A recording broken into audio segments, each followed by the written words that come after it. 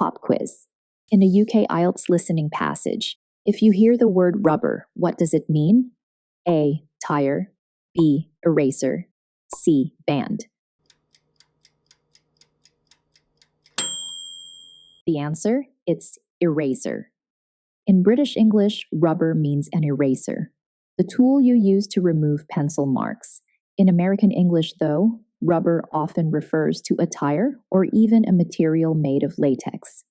So, knowing which variety of English you're hearing can help you choose the right answer in the test.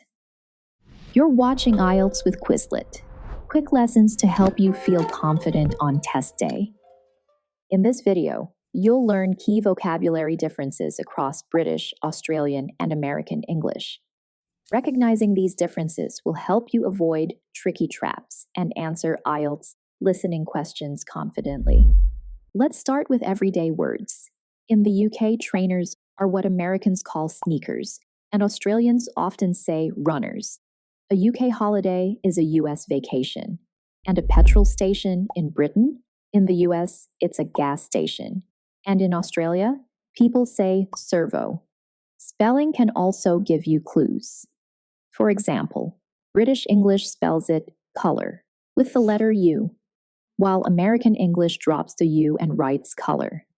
The same goes for center in British English, spelled with the letters RE at the end. In American English, it's center, with ER instead. It's a small change, but it's a useful hint. If you see or hear words ending in R and E like center or meter, you're likely dealing with British English. Australia usually follows the British style.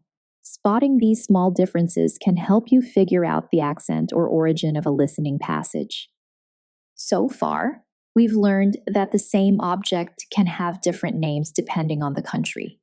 Spelling variations also help you identify where the passage is from.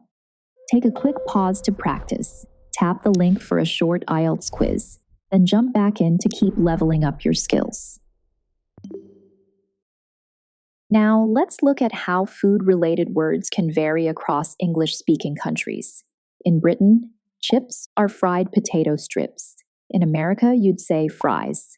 In Australia, you'll hear hot chips. Listening for these variations helps you understand the speaker's meaning quickly. Never assume words mean the same everywhere. For example, biscuit in the UK and Australia is what Americans call a cookie. The boot of a car in the UK is the trunk in the US. Missing these can cost you points. Let's practice matching the words. Lorry in Britain equals truck in the US. In Australia, a ute is a pickup truck. Recognizing these helps you stay sharp in multi-accent IELTS listening tests. In IELTS listening, academic vocabulary can vary by region. A British professor might say timetable, while in the US, you'll hear schedule. In Australia, students casually say uni for university. Knowing these differences helps you follow lectures and conversations accurately. Pronunciation can change depending on where you are. In Britain, it's advertisement, while in the US, it's advertisement. And in Australia, you might even hear arvo instead of afternoon. Pay attention to how words sound. The accent itself is a clue. IELTS listening passages may use British, Australian, or American English.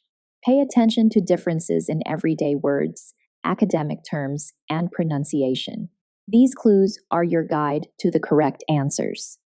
Ready to test yourself? Tap the link to access Quizlet's IELTS Study Hub for practice tests, flashcards, and study guides to get you ready for test day.